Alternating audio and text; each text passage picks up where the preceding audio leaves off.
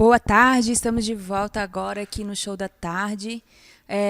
Vanderleia Boing aqui agora nesse novo espaço.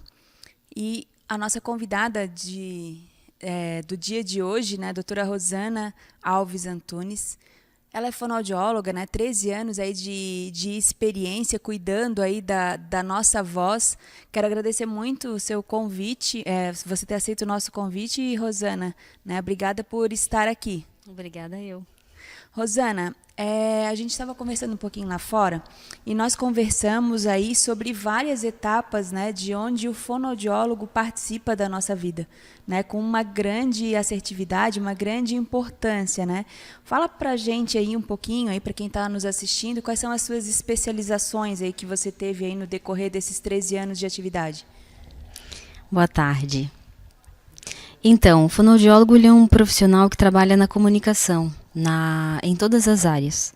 Na comunicação e também com relação à alimentação. Pacientes que têm dificuldade para se alimentar, o fonoaudiólogo também atua.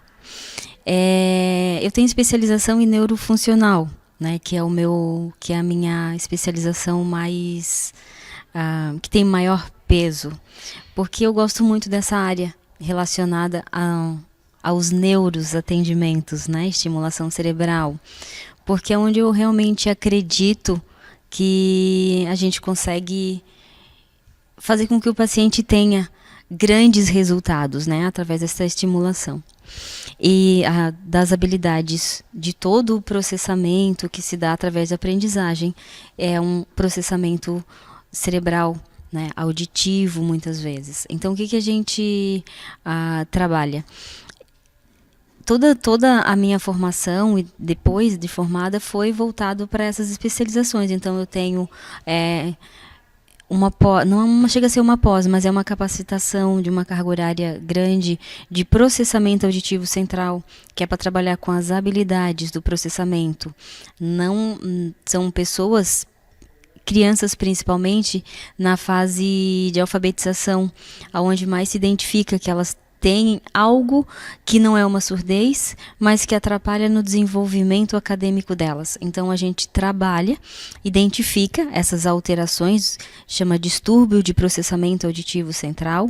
Não é uma deficiência, são distúrbios das habilidades do córtex cerebral auditivo, que faz com que as informações sejam entendidas, vamos falar assim. Então, nessa área, aí nós trabalhamos as habilidades e essa criança vem e deslancha na vida acadêmica dela. A criança na fase de alfabetização, Na fase de alfabetização. Mas se você parar para pensar que todo o processo de aprendizagem da vida do ser humano se dá através da interpretação dos processamentos, então você trabalha em todas as áreas.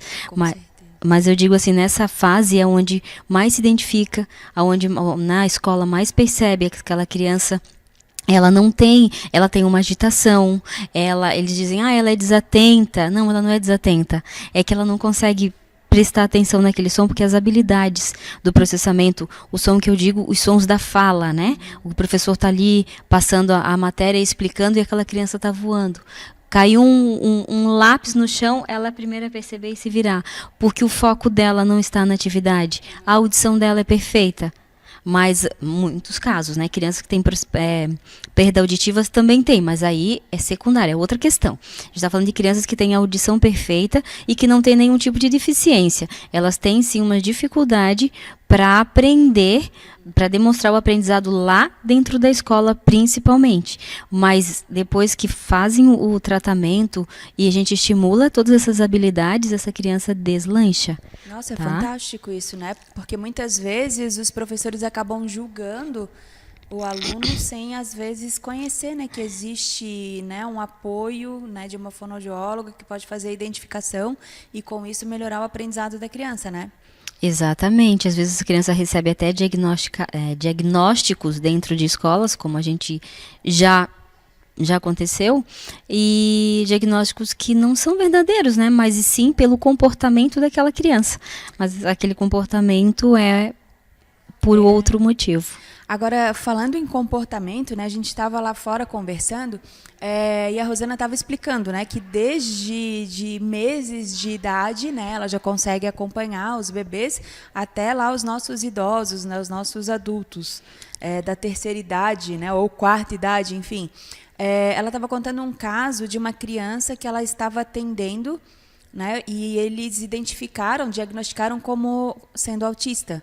Né? E ela, na verdade, não era, né? Ela tinha uma outra disfunção que você identificou. Isso. Né? Na verdade, assim, uma criança que eu atendo, ela começou agora há mais ou menos 3 semanas. É um menino e ele veio de um outro profissional e a mãe não estava contente porque estava se levando para a linha do autismo, uma criança com 1 ano de idade.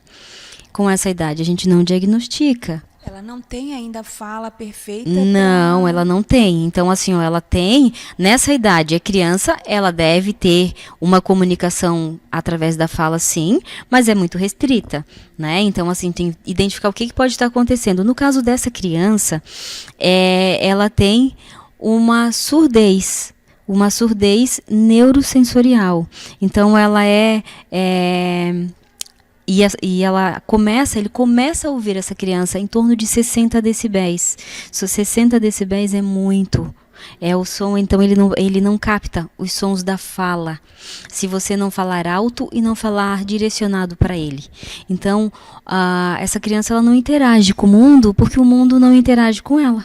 Ela não consegue perceber, na verdade. Ela não né? consegue então, perceber, identificar os sons. Só os sons muito altos.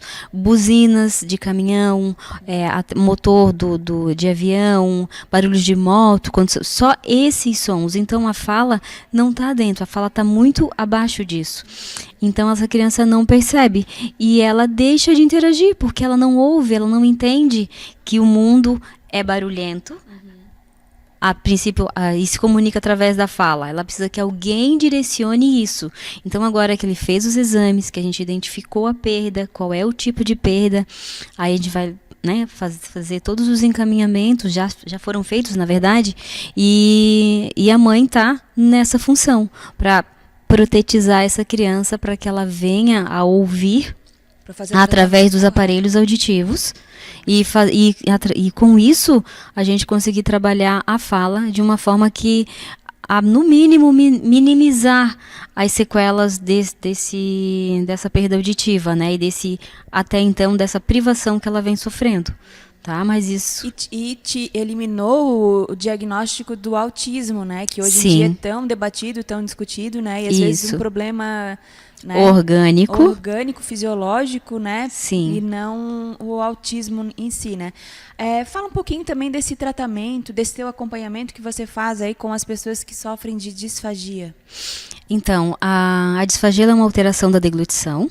Ela pode ser desde leve até casos muito graves, onde a pessoa não consegue se alimentar mais pela boca e precisa do auxílio de sondas, né? Que vão, algumas, quando é transitório, pode ser nasal e cai no estômago, ou ela vai ser direto, já feito uma gastro, e a pessoa fica, a princípio, quando é colocado nesse caso, permanente, né? Quando a gente trabalha, quando identifica que o paciente está broncoaspirando, ou ele já vem com diagnóstico médico lá, e a gente faz todo um trabalho para reabilitar essa musculatura. Porque o que acontece com essas pessoas é um comprometimento da musculatura que não consegue desempenhar a função adequadamente. Com isso, essa função, que no caso é a deglutição, ela fica ineficiente. Como ela fica comprometida, não tem todo o fechamento, todo o movimento e acaba tendo escape para a via aérea. Quando há o escape para a via aérea, é que faz as broncoaspirações. Então, quando é recorrente, essa pessoa ela vai estar sempre com secreção. E aí é uma pneumonia. Muitas vezes não identifica do que é.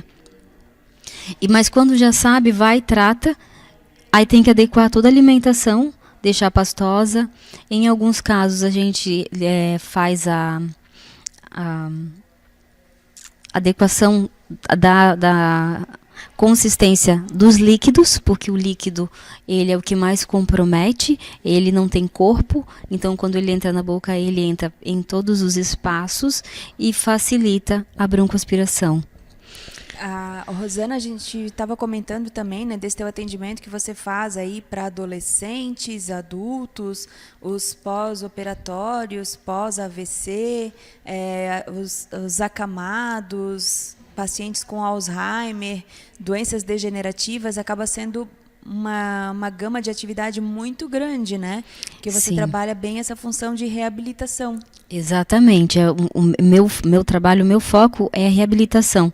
Então, e como eu tenho essa especialização em neuro, que é uma coisa que eu gosto muito, então esses pacientes vêm, são a minha demanda, né? Então, pacientes com TCE, com traumatismo, que precisam de reabilitação, a gente faz tanto de comunicação, de linguagem, de fala, como da alimentação, porque normalmente eles ficam comprometidos, fazem uso de sondas, até a gente reabilitar toda essa parte da deglutição para eles voltarem a se alimentar com segurança e retirar a sonda quando é possível.